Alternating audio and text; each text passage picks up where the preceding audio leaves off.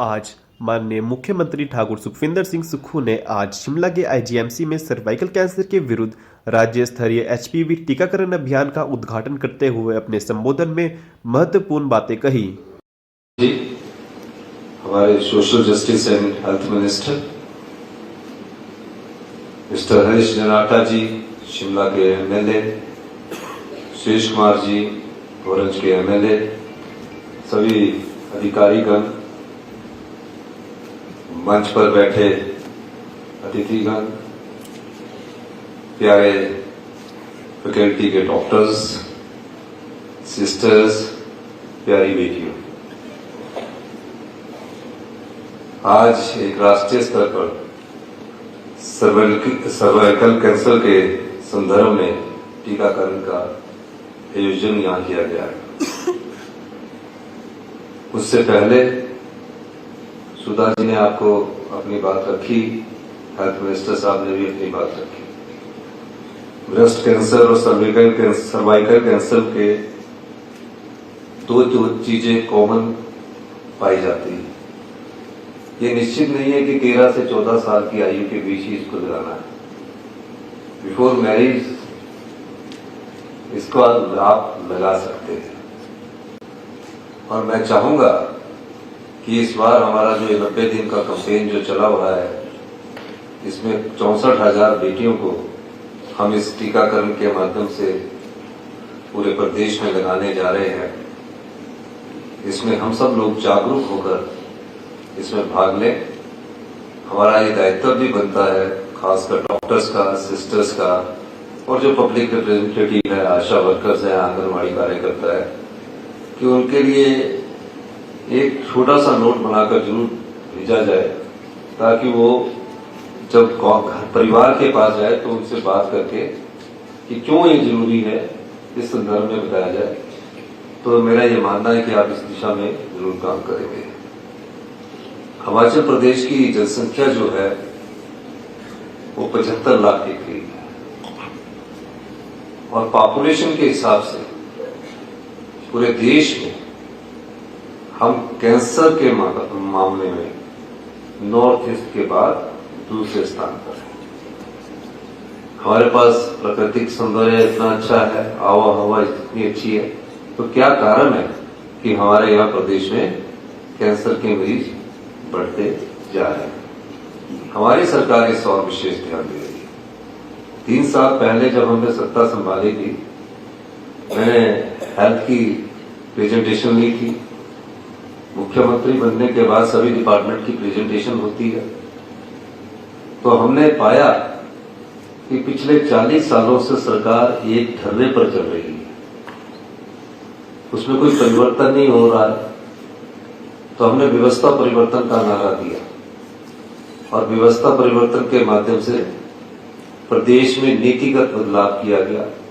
पुराने कानून बदले गए, पुराने नियम बदल दिए गए, और जो आज की परिस्थिति के साथ से हमें करना है उस दृष्टिकोण से सोचा गया। और हेल्थ सेक्टर में मैं कहना चाहूंगा, अगर ये हम 5 साल इसी तरह बिता देते तो हेल्थ सेक्टर हमारा और 20 साल पीछे दिल्ली से चला जाता। ये सच्चाई है। लेकिन हेल्थ सेक्टर में मैं इसलिए भी कहना चाहता हूं, मैं खुद भी आपसे जानकारी प्राप्त करता हूं, खुद भी पढ़ता हूं, और कैंसर जो है ये क्यूरेबल है। इसमें कोई घबराने की जरूरत नहीं है, क्यूरेबल है। पर हम डरते हैं इसके नाम से। सही समय पर सही डायग्नोज हो जाए तो कैंसर का इलाज संभव है। पर कैंसर अगर हिमाचल प्रदेश में, हिंदुस्तान में दूसरे नंबर पर है, तो उसको डायग्नोज कैसे किया जाए, पता कैसे लगे? उसके लिए कौन सी टेक्नोलॉजी हमारे पास है? आपके पास जो हिमाचल प्रदेश की राजधानी का, जहां हम सब लोग रहते हैं, बचपन से रहते आए हैं, एक ही हॉस्पिटल है आईजीएमसी। पिछले 1.5-2 साल से हम लगातार फैसले करते जा रहे हैं, और फैसलों के माध्यम से हम अपने हॉस्पिटल को, आईजीएमसी और टाटा को अपग्रेडेशन की तरफ कर रहे हैं। डॉक्टर जानते होंगे कि किस प्रकार के इंस्ट्रूमेंट उनके पास है।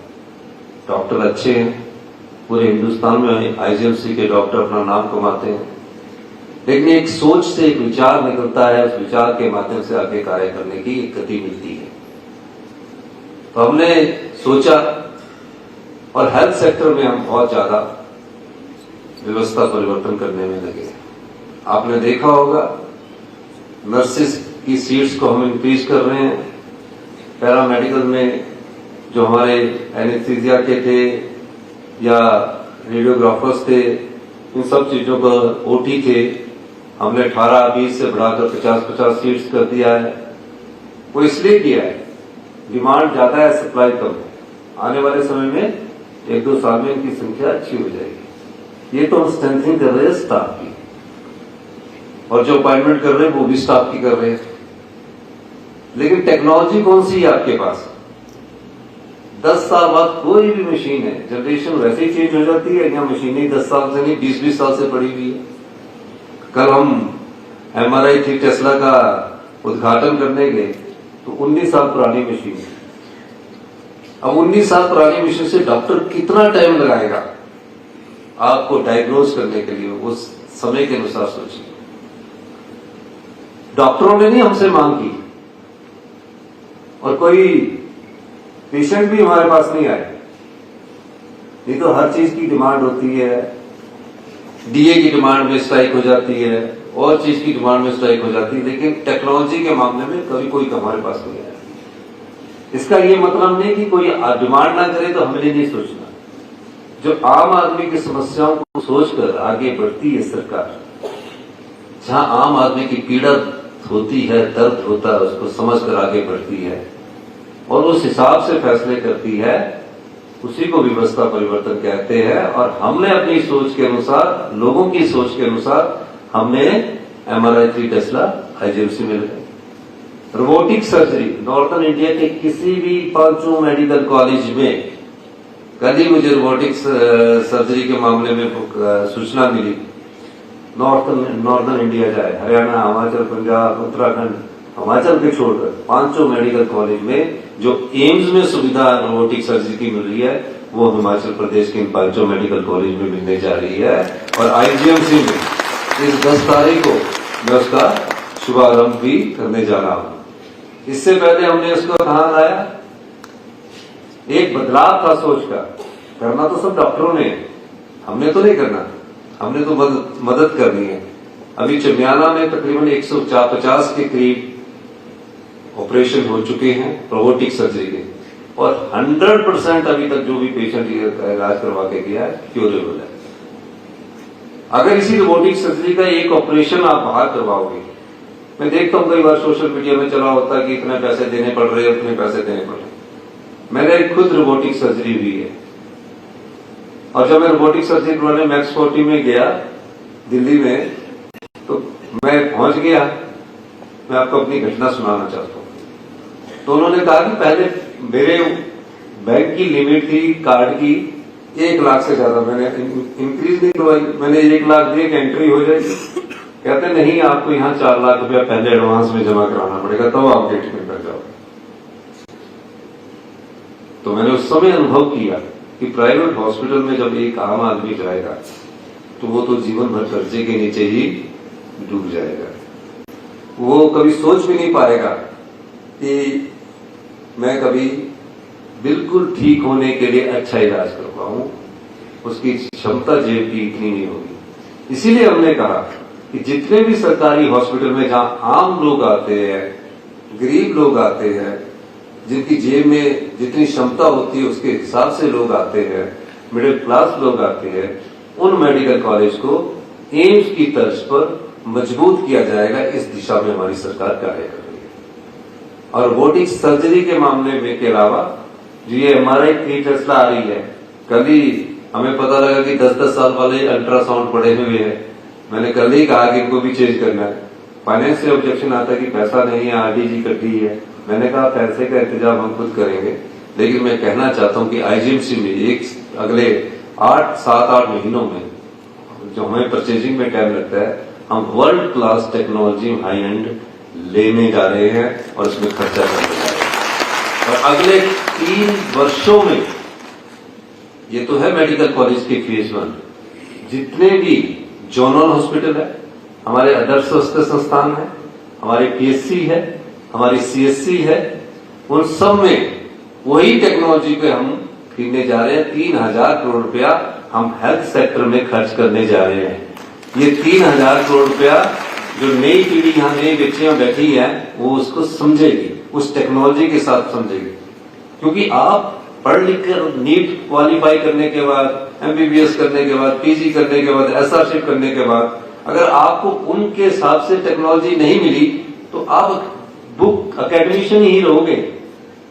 तो इसलिए knowledge is nothing without action, यानी कि जब आपको नॉलेज आए तो उसको एक्शन करोगे तो आपको उसमें अच्छा कार्य करने की क्षमता रहेगी।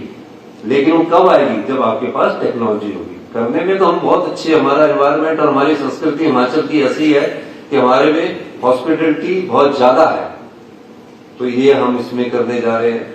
हाई एंड एडवांस लैब जो एम्स में अभी स्टैब्लिश हुई है उसका हम टेंडर जल्दी करने जा रहे हैं। 6 महीने में 3 मेडिकल कॉलेज में लग जाएगी और सीट्स भी हमने इंक्रीज करने जा रहे हैं। अभी हमने असिस्टेंट स्टाफ नर्सेस की भर्ती की तकरीबन 6,000 पोस्ट हमने सैंक्शन की है। फिर स्टाफ नर्सेस की अभी हमने पोस्टें सैंक्शन की है, अभी राज्याचार्य नियोग से। ओटी की हमने पोस्टें सैंक्शन कर दी है और असिस्टेंट प्रोफेसर की 60 के करीब हमने पोस्टें सैंक्शन कर दी है। और कैंसर हॉस्पिटल हम 9 जून का वर्ल्ड क्लास कैंसर हॉस्पिटल हम 300 करोड़ की लागत से हमीरपुर में बनाने जा रहे हैं। वो वर्ल्ड क्लास होगा, आप कहीं भी जाएंगे आपको यहाँ सुविधा मिलेगी। और अगले 5 साल में हमारी सरकार हेल्थ टूरिज्म को भी बढ़ावा देने की दृष्टि से कार्य कर रही है। क्योंकि हमारे जितने बच्चे निकलेंगे उनको कहाँ लगाना है, एक समय में तो स्टैग्नेशन आ जाएगी। तो कई हमें इंस्टीट्यूशंस टूरिज्म के माध्यम से भी आगे बढ़ाने की हम कोशिश कर रहे हैं। तो बहुत ज्यादा परिवर्तन हम कर रहे हैं और कोशिश रहेगी, आप लोगों का भी साथ रहेगा। कई बार थोड़ी नाराजगी आपको जरूर हो जाती है, तो लोकतंत्र में ये होता भी है और लोकतंत्र की विशेषता है कि विरोध होना भी जरूरी होता है, फिर उसमें सहमति बनकर आगे भी बढ़ा जाता है। मैं इस बात का मैं सभी को एश्योरेंस देना चाहता हूं कि आपके मन में कोई भी विचार आए, चाहे किसी भी प्रकार का हेल्थ से संबंधित, उस विचार को आप सरकार को बता सकते हैं। सरकार आपके सभी कार्य को करने की क्षमता रखती है। तो ये केवल हेल्थ सेक्टर में नहीं हो रहा है। आप सोच रहे हैं, अभी आप गवर्नमेंट स्कूल देखोगे, अभी इस वर्ष हमारे 4 गवर्नमेंट स्कूल आ जाएंगे। कई गवर्नमेंट स्कूल में स्विमिंग पूल बनाए जा रहे हैं। आप पहली बार गवर्नमेंट स्कूलों में देखोगे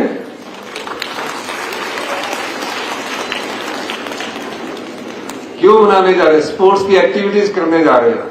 ये सारे 10 सालों में परिवर्तन हो जाएगा।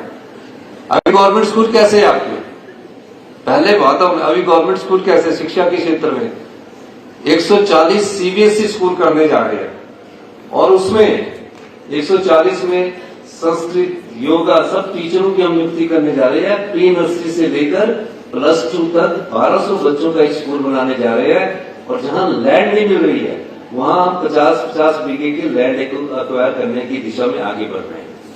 अभी एक सोच है, अभी 4-5 स्कूल होंगे, 12-15 स्कूल होंगे। जहां जगह नहीं होगी, जहां पानी नहीं होगा वहां नहीं बनेगा, लेकिन जहां पानी होगा वहां बना रहे हैं, इंडोर दे रहे हैं। क्योंकि जो बच्चियां हमारी स्टंटेड पैदा हो रही है उनके लिए भोजन की व्यवस्था भी हम करने जा रहे हैं। हिमाचल की पहली न्यूट्रिशन पॉलिसी, इंडिया की पहली न्यूट्रिशन पॉलिसी की हम बनाने जा रहे हैं, जो अभी पाइपलाइन में इस कैबिनेट में आने के बाद विधानसभा में आएगी कि आप क्या खाते क्या हो, किस प्रकार की न्यूट्रिशन वैल्यूज फूड में है। या अभी किसी ने सोचा नहीं है कि क्या खा रहे हैं, हम तो खरीद रहे हैं और खा रहे हैं, कितना बासा खा रहे हैं, कितना ताजा खा रहे हैं। ये सब चीजें हम चेंज कर रहे हैं और इसमें कई बार हर प्रकार की बातें सोशल मीडिया में चलती है। जैसे अभी मैं रोबोटिक सर्जरी की पॉइंट भूल गया कि 50,000 रुपया ले रहे हैं। जो स्पेशल वार्ड में रहना चाहता है 50 या 80,000 देने में उसको कोई दिक्कत नहीं होती, क्योंकि बार-बार इलाज करवाने से अच्छा एक बार एक्यूरेट इलाज हो जाए। आपका यहां से अगर रेफरल कर दिया जाए फिर पीजीआई में दोबारा टेस्ट होते हैं, उतना पैसा का हिडन एक्सपेंडिचर खर्च हो जाता है। हिडन एक्सपेंडिचर को आप काउंट नहीं करते हैं, उस समय आप खर्चा करने में जाते हैं। तो इन चीजों को सस्टेन भी करना है, मेंटेन भी करना है। आज चीजें तो खरीद ली जाए, लेकिन सस्टेन ना हो, मेंटेन ना हो, तो उससे क्या नुकसान होगा? जो आम आदमी आएगा उसको नुकसान होगा। पैसे वाला तो करवा लेगा कहीं भी इलाज। तो इसलिए इन सब चीजों को अपने ध्यान में रखना है। और जो हमारा ये सर्वाइकल कैंसर के दिशा में जो टीकाकरण के हम आगे बढ़ रहे हैं, मेरा ये मानना है कि जितने भी हमारे आने वाले समय में इस इंजेक्शन को, इस टीकाकरण को लगाना चाहते हैं, वो लगवाए। और इसमें आशा वर्कर और परिवार के सदस्यों के साथ जाकर एक छोटा सा नोट बनाकर उनको दिया जाए और इस दृष्टि से हम आगे बढ़ें। इन्हीं शब्दों के साथ एक बार फिर से मैं आप इस सभागार में बैठे सभी का बहुत बहुत धन्यवाद करता हूँ। जय हिंद, जय भारत। कुछ ज्वेलरी सिर्फ पहनी नहीं जाती, वो आने वाली पीढ़ियों की पहचान होती है। लेगेसी का मतलब सिर्फ साल नहीं होते, वो रिश्ते होते हैं जो वक्त के साथ और गहरे होते जाते हैं। वर्मा ज्वेलर्स का नाम सिर्फ एक ब्रांड नहीं, एक परंपरा है।